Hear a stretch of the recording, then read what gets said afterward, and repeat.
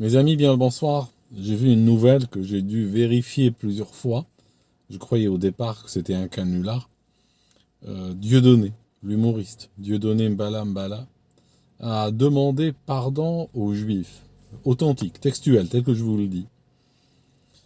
Ça m'a fait réfléchir. Ça m'a fait réfléchir sur un changement d'une époque. En fait, tous les jours, je vois des trucs ahurissants. Bon, déjà, pour vous dire, Dieudonné est à contre-courant. Je pense qu'il a toujours été, cette fois-ci, il est encore à contre-courant. En venant demander pardon aux Juifs qu'il aurait pu offenser. De toute manière, je vais vous dire un truc. Les Juifs, ceux avec lesquels j'ai interagi tout le long de ma vie, ont une histoire, une mémoire collective, parfois même une mémoire familiale, qui est très chargée. Chargée de persécutions, chargée de déportations et de moments extrêmement difficiles tout le long de leur histoire. Sur des milliers d'années, en fait, hein, ça date pas d'hier. C'est des gens qui, en général, sont peut-être un peu plus solides, vu, ce qui, vu tout ce qu'ils ont traversé, ils ont la carapace un peu plus solide pour être choqués par les propos de Dieudonné ou tout autre humoriste. Déjà pour, déjà pour commencer. Moi, Dieudonné, il me fait rire. Vraiment, il me fait rire parce que, tout simplement, vous savez, quand on est en Méditerranée, hein, chez les rebeux, chez les feuges, tout ça, on a le rire dégueulasse, hein. Je veux dire, tu vas pas nous faire rire avec la blague sur une blonde, hein. C'est des trucs, je peux te dire, des fois, il y a des choses tellement abominables que j'ose même pas traduire en français, quoi. Qu'on se dit les uns les autres pour rire, d'accord? Bon, c'est comme ça. C'est le champ lexical. Notre champ lexical est différent, c'est tout.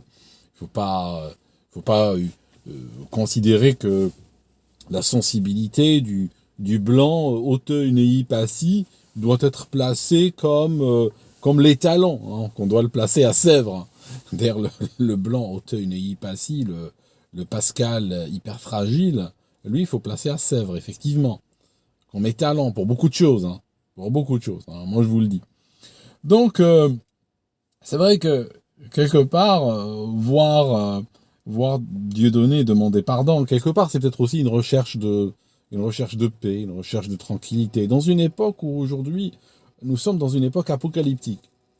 Ça veut dire que il y a de moins en moins, il y a de moins en moins de choses cachées. Si vous regardez ce qu'on appelle les affreux conspirationnistes, eh ben, des fois, ils sont dans une grande détresse, les conspirationnistes. Ils disent, mais donnez-moi de nouvelles conspirations. Tout ce qu'on se disait depuis des années est devenu vrai maintenant. J'aimerais une nouvelle conspiration, mais pourquoi tout est devenu vrai? Parce que ce qu'on appelait conspiration, qui étaient des choses cachées, qui n'étaient pas des choses révélées, mais parfois annoncées par des signes avant-coureurs pour ceux qui s'y intéressaient, pour ceux qui analysaient, qui croisaient les données, qui réfléchissaient là-dessus. C'était quelque chose d'annoncé. Mais aujourd'hui, c'est quelque chose de révélé. Cette révélation conduit, conduit justement à réévaluer ses positions et la pertinence de ses positions sur plein de choses. Si on regarde durant les années passées, hein, les années 2000, tout ça, il y avait une histoire qui revenait énormément. C'était l'histoire des sionistes. Les sionistes contrôlent tout, les sionistes font ceci, les sionistes font cela. Et en fait, indirectement, c'était une manière de dire juif. Alors, on a vu ça en Allemagne, par exemple. En Allemagne, ils ne pouvaient pas dire musulman à une époque, alors ils disaient salafiste. D'accord, c'est juste pour ne pas utiliser la terminologie qui peut tomber des fois sous le coup de la loi ou autre, on lui substitue une autre terminologie, mais tout le monde sait de qui on parle. Par la suite, l'histoire, le temps, hein, parce que c'est ça le marqueur vraiment. C'est même pas le marqueur, c'est l'arbitre. L'arbitre. Qui dit si tu as raison, tu as tort. Parce que le temps est plus fort que nous tous, en fait. Plus fort même que les pyramides. J'ai vu les pyramides, bon, elles sont dans un état, bon, d'accord, c'est bien conservé et tout, mais on sent que le temps a fait son œuvre. Le temps est capable de tout écraser, tout révéler, in fine. Donc, à l'époque, ceux qui disaient que les juifs, finalement, le temps leur a pas donné raison. Finalement.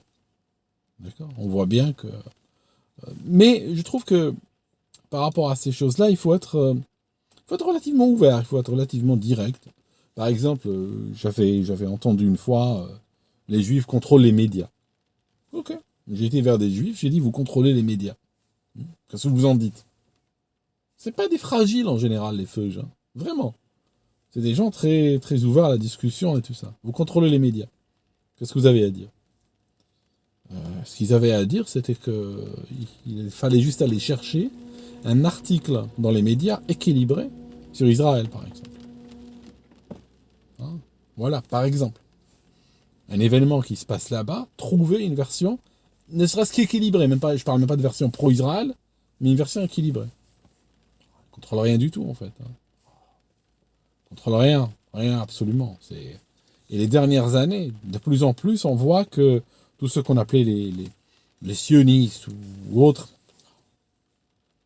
ça casse pas une patte à un canard, c'est ça? Un canard ou un corbeau? Je sais plus, à un volatile en tout cas. Vous comprenez ce que je veux dire. Donc quelque part, je vais pas encore expliquer pourquoi, Monsieur Balambala est à contre-courant. Il est à contre-courant vraiment.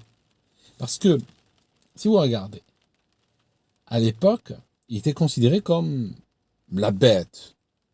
Il était la preuve que le ventre fécond de la bête est toujours est là, hein, toujours fécond. Hein. C'est un peu ça ce qu'on disait. Que les heures sombres, alors bon, les heures sombres, parce qu'il est noir qu'on a dit ça, hein, il y a quand même, bon, pas rire de tout non plus, mais on a dit qu'il était l'illustration parfaite du retour des heures sombres. Ok? Terrible.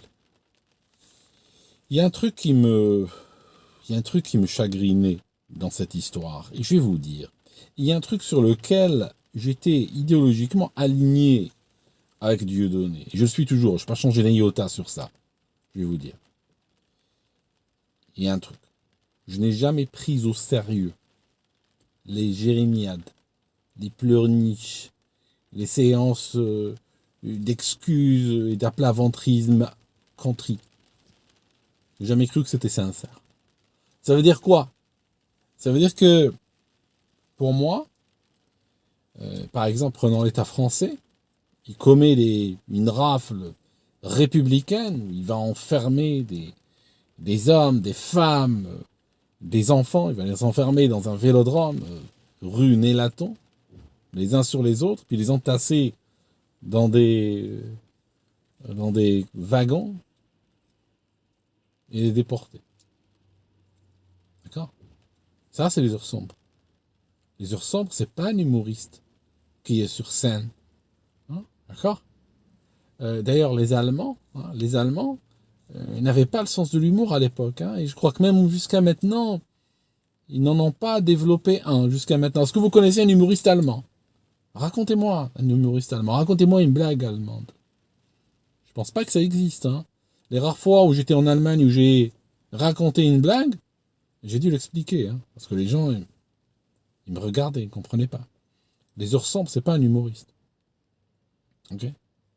Les heures sombres, ce n'est pas non plus, c'est pas non plus des gens, des particuliers qui développent des idées de suprémacisme et de haine et des trucs comme ça. C'est pas ça les heures sombres. Les heures sombres, c'est un État. C'est un État. Et ses fonctionnaires, sa police, son armée, ses juges.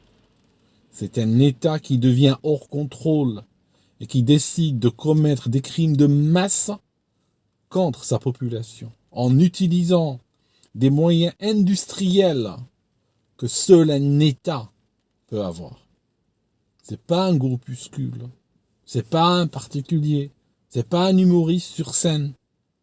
Mais on a une inversion accusatoire, si vous avez remarqué. L'État. L'État aujourd'hui, qui commettait des crimes quand mon père était gamin. L'État français déportait des Juifs. Aujourd'hui, il veut nous donner des leçons. Il veut nous donner des leçons sur le bien, le mal, la morale, place des caméras dans les rues. Vous imaginez ça? C'est comme si un violeur multirécidiviste soudainement, on le met en charge des écoles et des foyers de jeunes filles, et puis que c'est à lui de défendre ceux-ci et celles-ci. Vous y croyez, vous? L'État osait placer des caméras, osait nous surveiller, surveiller nos transactions, surveiller nos appels téléphoniques, nos communications sur Internet, vouloir les modérer. Si les choses étaient normales et qu'elles fonctionnaient de manière conséquente, tu as commis un crime épouvantable il y a peu de temps. Aujourd'hui, ça serait à nous. Ça serait à nous de leur placer des caméras. Ça serait à nous de leur placer des micros partout. On devrait avoir, si on prend les politiques, okay, si on prend l'Assemblée, l'Élysée, Matignon, il devrait avoir des webcams, même dans les chiottes, il devrait avoir. Ouvertes sur le public, que tout le monde puisse écouter, que tout le monde puisse voir, que tout le monde puisse contrôler. On devrait, nous, en tant que peuple, avoir la possibilité matérielle, et chaque fois que la technique avance, qu'on fasse avancer notre mainmise sur eux, qu'on les contrôle pour éviter justement qu'ils ne récidivent, qu'ils ne refassent ce qu'ils ont déjà fait. D'accord? Ça, c'est pas à eux. C'est pas à eux d'augmenter leurs moyens. C'est pas à eux d'augmenter leurs moyens pour que si un jour ils décidaient de refaire, de récidiver finalement, de recommettre les crimes du passé, qu'ils pourraient faire encore plus de morts que dans le passé. D'accord? C'est ça. C'est dans cette direction que ça va. Ok? C'est pas au violeur de surveiller sa victime. C'est pas au violeur qui vient de sortir de prison de venir contrôler la victime et lui mettre des caméras, de contrôler son compte en banque, de contrôler ses communications. C'est pas ça. C'est pas dans ce sens que ça marche. Okay? Donc, je disais, ça c'était juste en aparté sur le fait qu'on a dit que Dieudonné est la bête. Je voulais rappeler qui était la bête. D'accord, c'est très important. Je voulais rappeler qui sont les heures sombres. Ça veut dire quoi les heures sombres? Qu'est-ce qu'il y a derrière? Les heures sombres, c'est un État, une institution, très important. Ne vous laissez jamais accuser d'être le représentant des heures sombres. Ça, c'est le premier point. Deuxième point, pourquoi j'ai dit qu'il était à contre-courant? Parce que je n'ai pas expliqué ça encore. Parce que si on regarde aujourd'hui, la doctrine qui était en vogue entre 39 et 45, en fait, elle était née bien avant en réalité, mais on se comprend. Vous savez de quoi je parle. Cette doctrine-là, n'est-ce pas? Elle est en cours de réhabilitation aujourd'hui. Vous voyez? C'est pas du tout Dieudonné qui l'incarne. Il l'a jamais incarné, ni aujourd'hui, ni hier. Sauf qu'aujourd'hui, elle est défendue. Je vous donne un exemple. Il y a la Russie qui présente depuis un certain nombre d'années, assez longtemps, qui présente une résolution à l'ONU, une résolution extrêmement symbolique, condamnant le nazisme et la promotion de celui-ci et la glorification de celui-ci, parce que tout simplement, c'est normal, c'est la moindre des choses. Hein. Si on avait un criminel qui a commis des crimes atroces il y a peu de temps, on devrait quand même avoir l'œil sur lui et veiller à ce que réellement il a changé, réellement il a rejeté ses idéaux et ses projets du passé. Je disais que récemment, et d'habitude c'est une résolution qui obtient l'unanimité. Récemment, on a les États-Unis et l'Ukraine qui ont voté contre. Et l'année dernière, c'est 52 pays qui ont voté contre, y compris la France. La France a refusé de condamner le nazisme dans le cadre d'une résolution traditionnelle. D'accord? Elle a voté contre. On est dans une logique, justement, de réhabilitation de cette doctrine. Vous voyez le truc? Donc, vers où allons-nous? On a Dieudonné qui est à contre-courant, quelque part. Okay? Regardez celui qui est à contre-courant également, Arnaud Klarsfeld. Arnaud Klarsfeld, vous vous rappelez de lui? Il a eu ses grandes heures. Hein, il est là, comme un Playmobil dans un lavabo. Il est en train de crier sur le financement de groupes ouvertement nazis en Ukraine, de par leur symbolique, de par leur discours, de par leurs références historiques. Et lui, il en parle. Il condamne. Hein, ça touche personne, ça touche rien. Et il tweet comme ça, le pauvre, puis voilà, quoi. C'est ce que je vous disais, hein, plus tôt dans cette vidéo. Hein. Le temps n'a pas donné raison à ceux qui croyaient que c'était les Juifs qui contrôlaient tout. Okay. Regardez les Juifs, comme ils ont morflé durant le début de... Regardez ce qui s'est passé en 2020. On a eu Qui a lancé l'histoire? Quel régime a vraiment lancé l'histoire? Le régime chinois, le régime israélien et le régime italien. Par la suite, tout le reste leur a emboîté le pas. Mais ils se sont retrouvés, tout leur discours, toute leur histoire, les a pas empêchés de subir ce qu'ils ont subi dans un pays où ils se croyaient en sécurité. D'accord. Mais il y a autre chose encore que je voulais vous dire. C'est une longue histoire.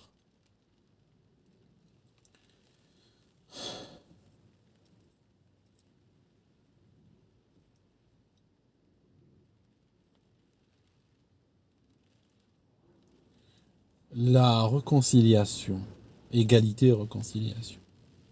Une époque, je visitais beaucoup le site. J'aime bien l'idée d'égalité et de réconciliation.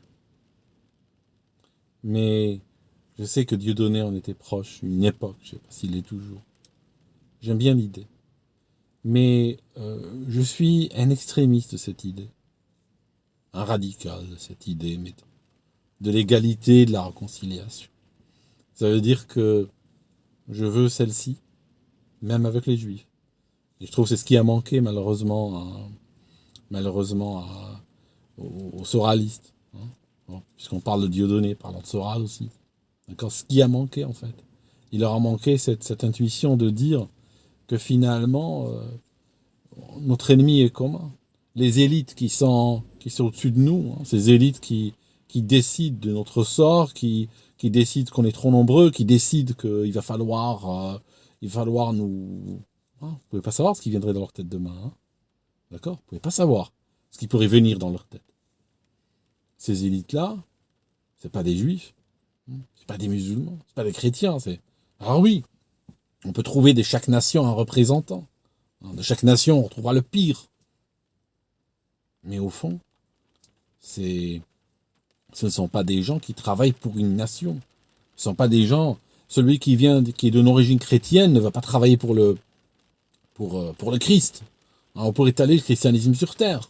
Vous voyez? Pareil pour les autres. Okay. Ce sont des gens... ils ont été parfois comparés à des vipères, comparés à des lézards, à des reptiles en fait. Dans le sens où ils n'ont aucune empathie, ils n'ont aucune mauvaise conscience de ce qu'ils font, de ce qu'ils pourraient faire. Vraiment, zéro. Zéro. Et la limite, leur limite, c'est la nôtre en fait. C'est la barre, c'est nous qui mettons là-bas. C'est nous qui leur disons, voici une ligne sur le sable, tu ne passeras pas à travers cette ligne. Je trace une ligne. Et à partir de là, tu ne passeras pas. C'est nous qui mettons la limite. Si on ne met pas nous la limite, en tant que société civile, eux ne vont pas arrêter. Ils ne vont jamais s'arrêter. Jamais. Jamais. Voilà mes amis. Merci d'avoir suivi cette vidéo jusque-là. Et d'avoir voulu accompagner cette réflexion. Quelque part, voilà, moi je suis pas contre, comme Bala demande pardon, s'il ressent au fond de lui-même qu'il a peut-être blessé des gens et tout, des petits sensibles. Bon, il lui demander pardon, pourquoi pas. Hein. On vit dans un monde, de toute façon, il y a trop de haine, il y a trop de discorde. Et c'est alimenté, hein, c'est alimenté et animé. Donc s'il y a quelqu'un qui fait un pas vers l'autre, hein, pourquoi pas. Hein. Moi, ça fait combien de temps que je suis en train d'émettre là sur Internet? Bon, ça fait très longtemps.